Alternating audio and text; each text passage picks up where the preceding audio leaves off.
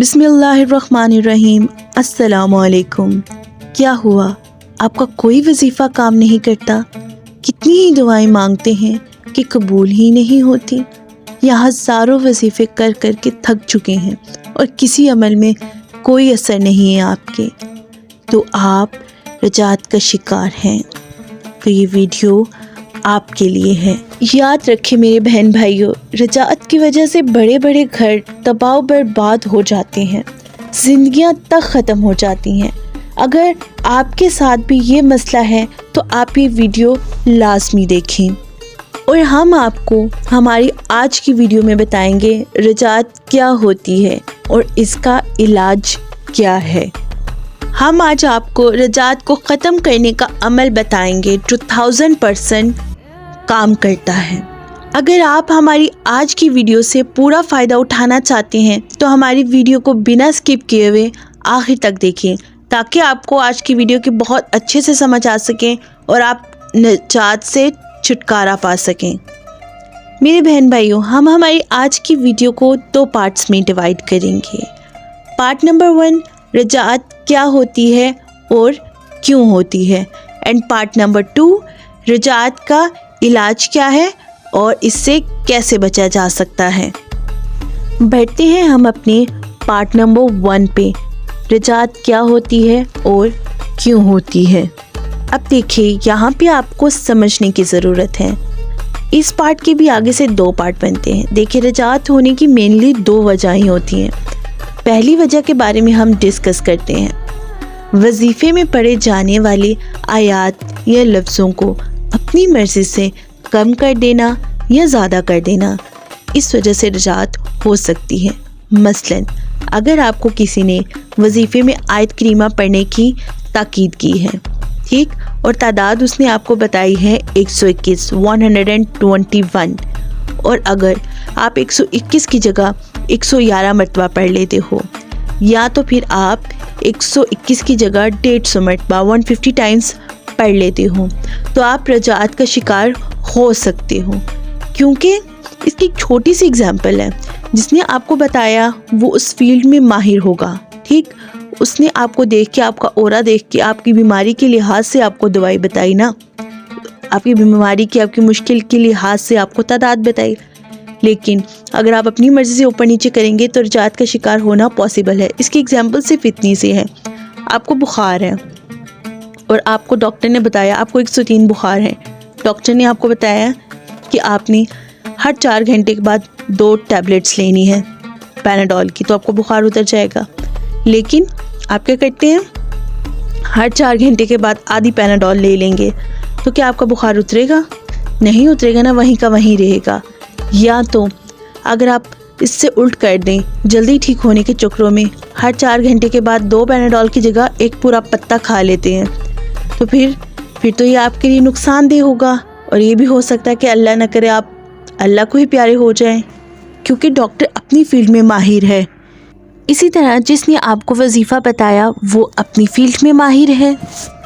लेकिन अगर आप वजीफ़े की नीयत से नहीं पढ़ते हैं, सवाब की नीयत से पढ़ते हो, या अल्लाह के नज़दीक होने की नीयत से पढ़ते हो, या अल्लाह ताला से मोहब्बत की नीयत से पढ़ते हो, तो जितना मर्ज़ी पढ़ो आयत करीमा, कोई रोक टोक नहीं है। चाहे 1000 मरतबा पढ़ो, लाख मरतबा पढ़ो, करोड़ मरतबा पढ़ो, कोई रोक टोक नहीं है, क्योंकि वो आप सवाब की नीयत से पढ़ रहे हो। इससे तो आपके दर्जात और बुलंद होंगे। लेकिन नीयत आपकी वजीफ़े की नहीं होनी चाहिए, क्योंकि वजीफ़े की तादाद को आपको उसी तादाद में पढ़ना लाजमी होता है मेरे बहन भाइयों, नहीं तो आप रजात का शिकार हो सकते हो। यहाँ पे मैं आपको एक और बात बताती चलती हूँ। कई उलमा या कई पीर ये भी कहते हैं कि अगर आप एक साथ 10-12 वजीफ़े इकट्ठे करते हो तो आपका स्पिरिचुअल लेवल, यानी कि रूहानी लेवल आपका इतना ज़्यादा हो जाता है कि आप बुरी ताकतों को, जिन्नात को नुकसान पहुंचाने लगते हो। यानी कि आपकी मौजूदगी की वजह से जिन्नात को, बुरी ताकतों को तकलीफ़ होती है, वो जल जाते हैं और वो आपके दुश्मन बन जाते हैं। फॉर एग्ज़ाम्पल, कई उलमा और पीर ये कहते हैं मिसाल के तौर पे, अगर आप किसी के घर गए हो और वहाँ पे किसी ने जादू के ज़रिए मुअक्कलात और जिन्नात भेजे थे, लेकिन आप उनके घर जाते हो, آپ کا اورا اتنا پازیٹیو ہوتا ہے, آپ کی روحانی طاقت اتنی زیادہ ہوتی ہے کہ وہ جنات جل جاتے ہیں, ان کو نقصان ہوتا ہے, تو وہ جنات آپ کے بھی دشمن بن جاتے ہیں, جبکہ ان کی تو کوئی دشمنی نہیں تھی آپ کے ساتھ, وہ تو صرف اس گھر میں نقصان پہنچانے آئے تھے, لیکن وہ آپ کو بھی ساتھ ساتھ نقصان پہنچاتے ہیں پھر. لیکن یاد رکھیں, یہاں پہ میں نے آپ کو یہ کہا تھا کہ پیر وغیرہ یہ کہتے ہیں, لیکن میرا یہاں پہ سوچ تھوڑی الگ ہے. مجھے لگتا ہے, بلکہ مجھے یہاں پہ یہ لگتا ہے, جتنا زیادہ آپ روحانی لیول پہ زیادہ ہوگے, آپ کا اسپریچول لیول زیادہ ہوگا, تو کیا ہوگا, آپ اللہ تعالیٰ کے اتنی نزدیک ہوگے اور بری طاقتیں اتنا ہی آپ سے دور رہیں گی. ان کو آپ کو نقصان پہنچانے کی ہمت ہی نہیں ہوگی, کیونکہ جو آپ نے اللہ کے بتائے ہوئے ذکر و اذکار کیے ہوئے ہیں تو وہ آپ کو پروٹیکٹ کریں گے. یہاں پہ میرا ماننا یہ ہے, میں یہ نہیں کہہ رہی کہ وہ علماء اور پیر غلط کہتے ہیں, لیکن میں یہاں پہ آپ کو اپنی سوچ بتا رہی ہوں کہ میری سوچ یہ ہے, جتنا زیادہ آپ اللہ کے قریب ہوں گے اتنا زیادہ اللہ پاک آپ کو پروٹیکٹ کریں گے. ذکر و اذکار صبح و شام کے لازمی ہوتے ہیں, پر یہاں پہ یہ بھی سچ ہے کہ آپ ایک ساتھ 10-12 وظیفے نہ کیا کریں, یہ آپ کے لیے مینٹلی لوڈ بھی ہو سکتا ہے.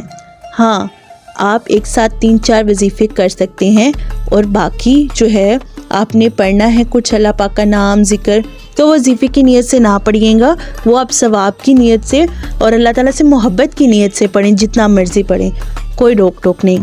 اب ہم پڑھتے ہیں رجعت ہونے کی دوسری وجہ پہ.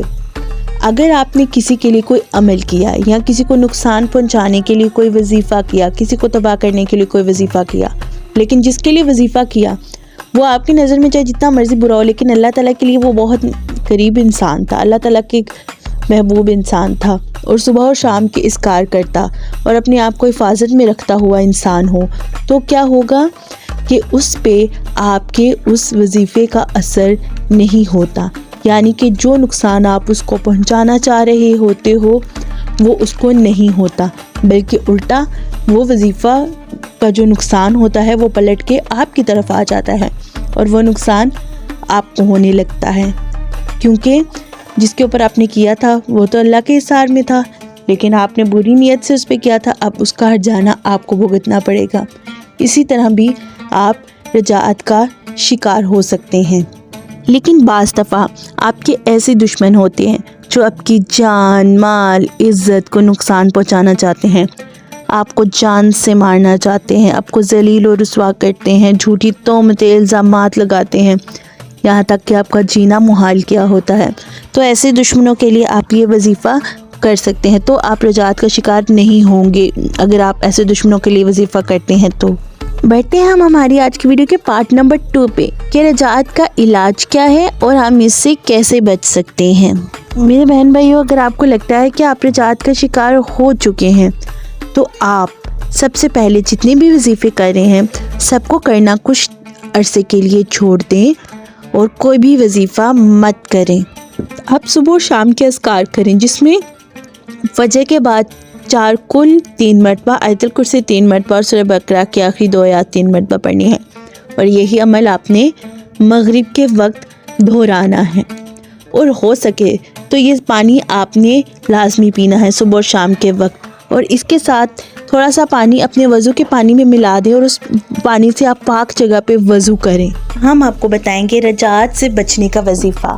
وظیفے کی اجازت کے لیے آپ نے ہمارے چینل کو سبسکرائب کرنا ہے سب سے پہلے, اور بیل آئیکن کو ہٹ کریں, کمنٹ باکس میں آمین لکھتے ویڈیو کو لائک کریں. دیکھیں, جب آپ کو کسی وظیفے کے لیے کہا جاتا ہے کہ اجازت ضروری ہے تو اس کی اجازت ضروری ہوتی ہے. اگر آپ اجازت کے بغیر وظیفہ کرتے ہیں تو پھر آپ رجعت کا شکار بن جاتے ہیں.